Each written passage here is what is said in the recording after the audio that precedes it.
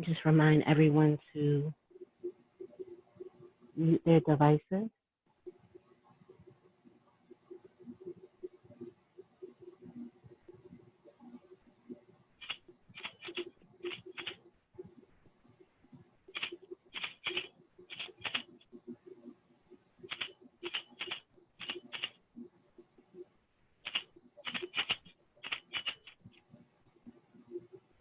Duamo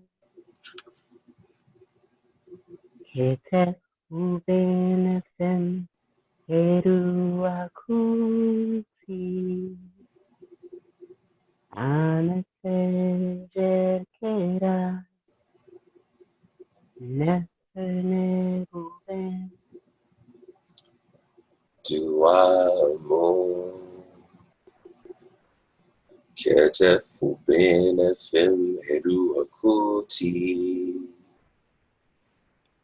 Anasejerkera Neferneruben Duamo que te ubenefem Eruakuti Anasejerkera Neferneruben Duamo Ketefubinefim Eruakuti Anasejerkera Neferneruben Duamo que te ubenefem Eruakuti Anasejerkera Neferneruben Duamo Ketefubinefim Eruakuti Anasejerkera Neferneruben Duamo que te ubenefem Eruakuti Anasejerkera Neferneruben Duamo Ketefubinefim Eruakuti Anasejerkera Neferneruben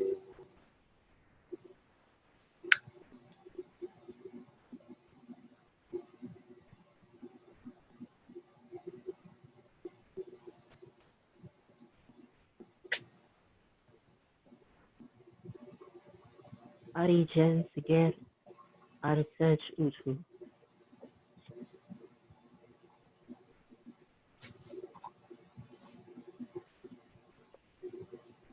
Kef Utu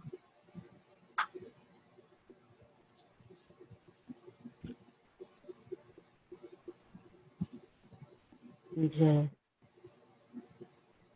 Tuaem Shemsuan Neberjer Seshu Nkepru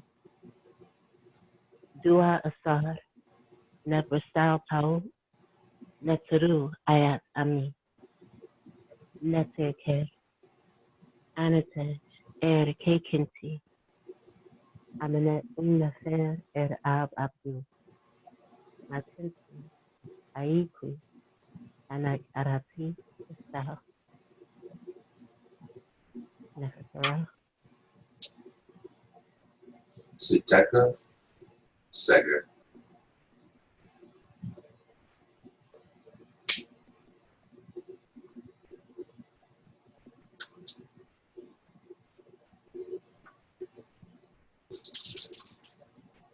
Ako Sari Namas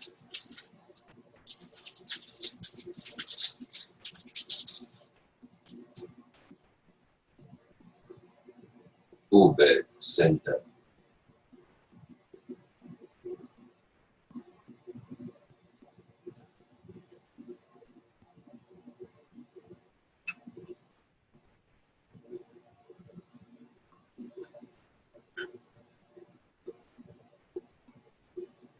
Sedge, Ka defte, si nete, uni, in a yash, in the third, Asar, Ergit, in Audi Heru, Hena her me index, Audi Heru, Aus ua tepi,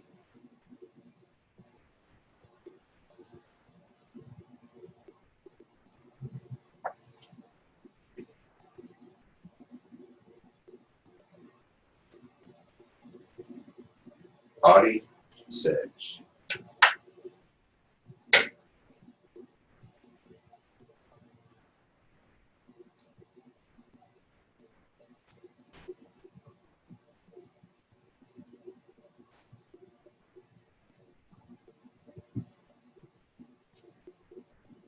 Ab, ua nectar, Abupen, Asar, Abupen, Asar, Spirit, Heru,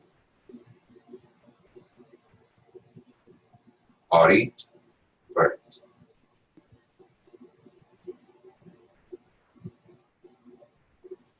Nahas, Za, Uajet Manager, Asar, Audi Heru, Het Aset, Abu Yen Duji,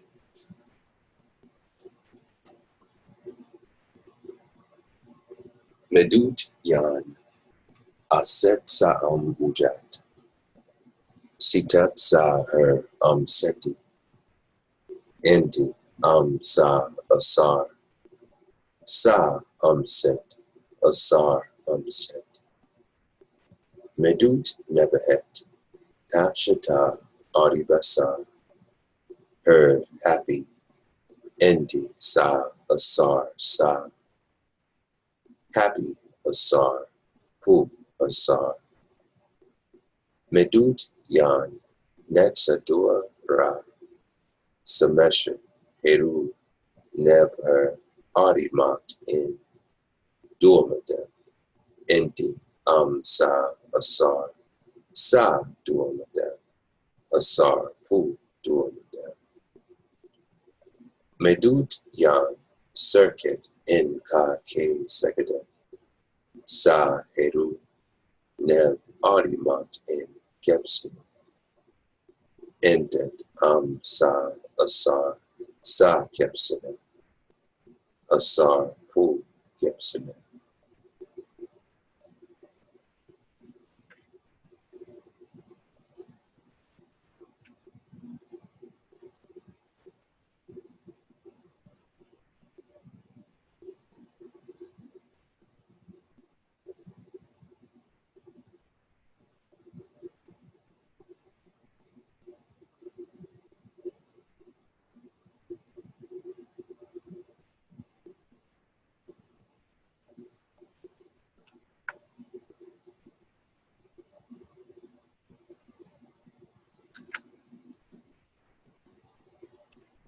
Duat arira em uasane. Zuat Adira in Vuatane. Duat arira em uasane. Zuat Adira in Vuatane. Duat arira em uasane.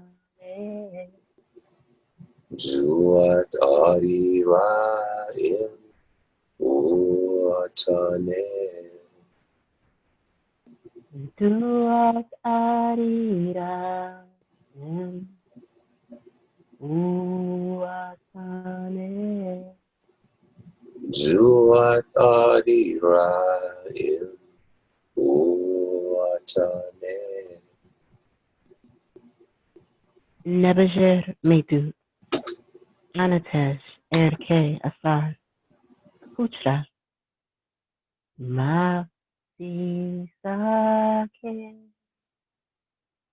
Setu Sakake Mati sake setu sakake. Nebajer Medu Anatesh Erke Asar Putra Mati Sake Setu Sakake Mati sake setu sakake. Nebajer Medu Anatesh Erke Asar Putra Mati Sake Setu Sakake Mati sake setu sakake. Nebajer Medu Anatesh Erke Asar Putra Mati Sake Setu Sakake Mati sake setu sakake. Arijen Siger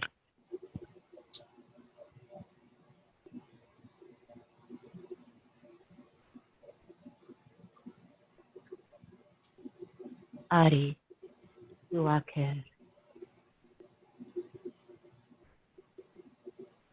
Hekau Uashu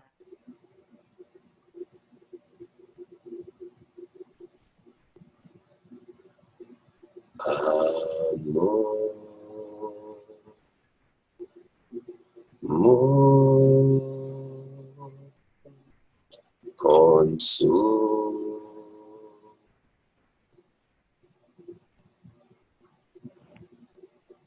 Amu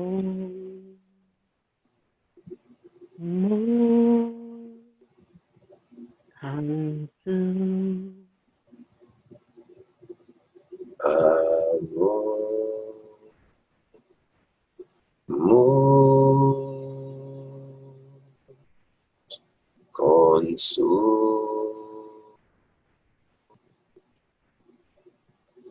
Amu Mu Kansu amo mo konsu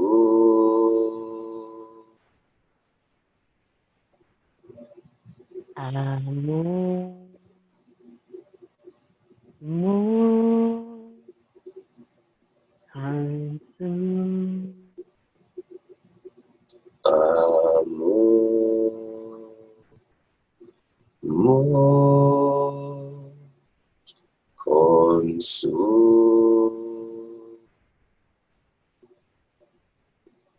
Amu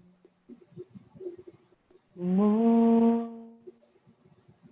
Kansu Om Amorapata Om Amorapata Om Amorapata Om Amorapata Om Amorapata Om Amorapata Om Amorapata Om Amorapata. Om Sara Seheru.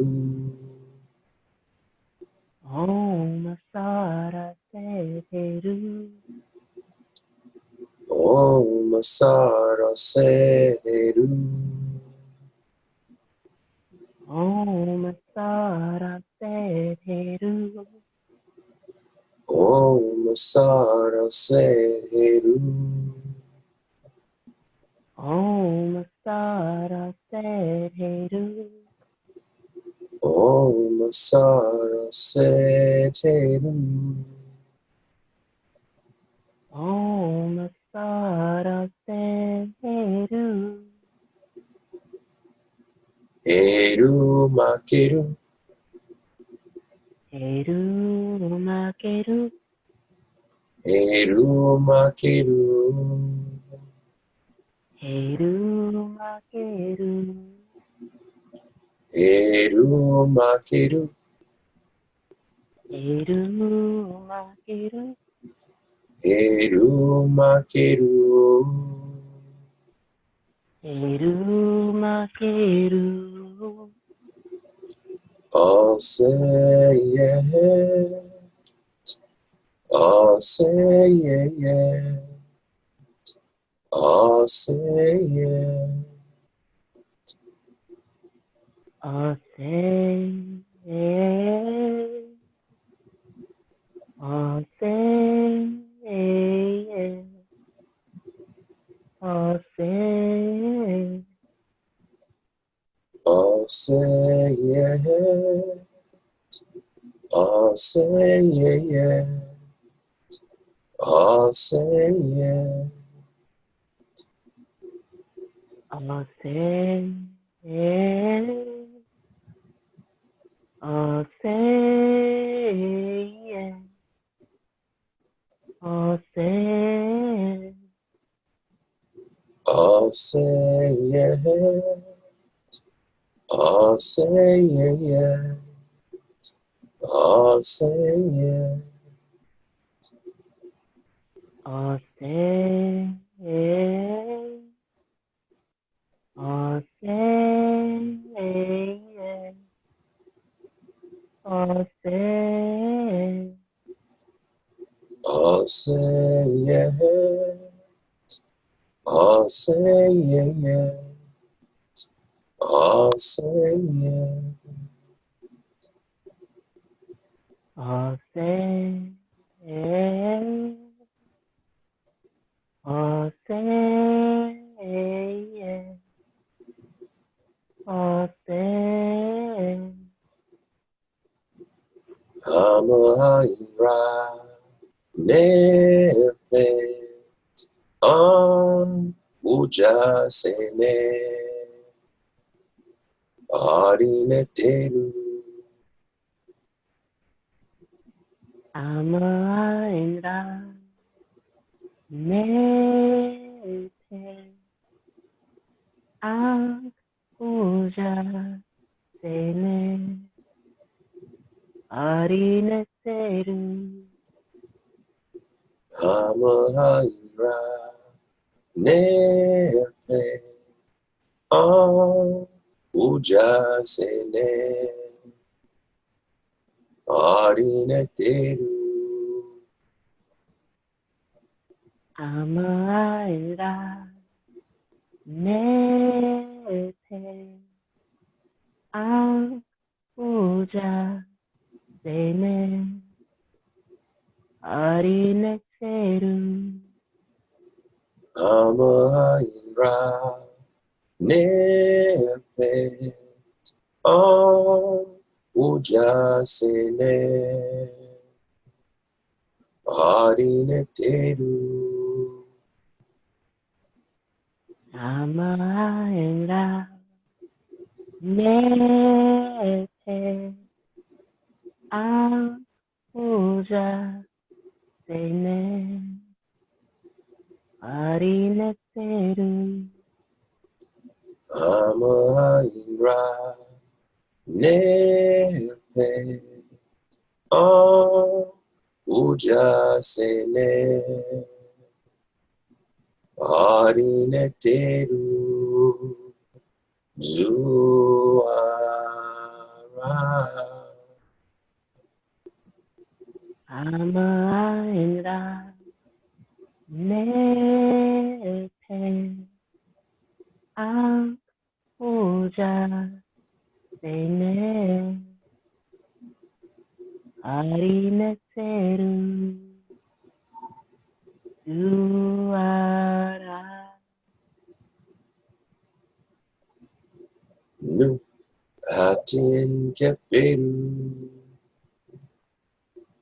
누 아티엔 케페루 Nu atin keperu. 누 아티엔 케페루 Nu atin keperu.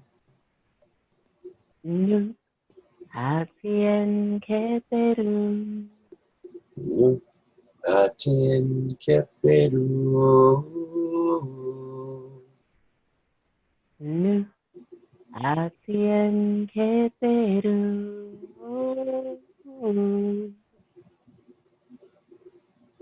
Ne tuane se făchera senues. 네네 두아네 데세케라 세뉴에 Ne tuane se făchera senues. 네네 두아네 데세케라 세뉴에 Ne tuane se făchera senues. 네네 두아네 데세케라 세뉴에 Ne tuane se făchera senues. 네네 두아네 데세케라 세뉴에 Eteru, eteru, eteru, eteru, 에테루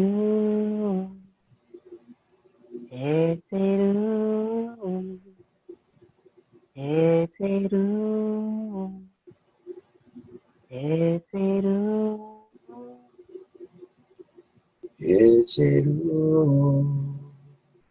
에테루 에테루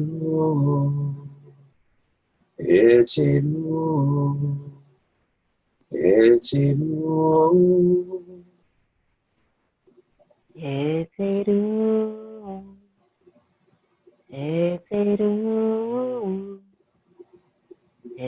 eteru,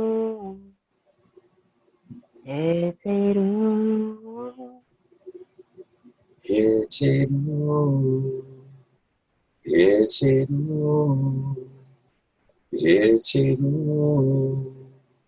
eteru, eteru. 에테루 에테루 에테루 에테루 Echiru, Echiru, Echiru, Echiru, 에테루 에테루 에테루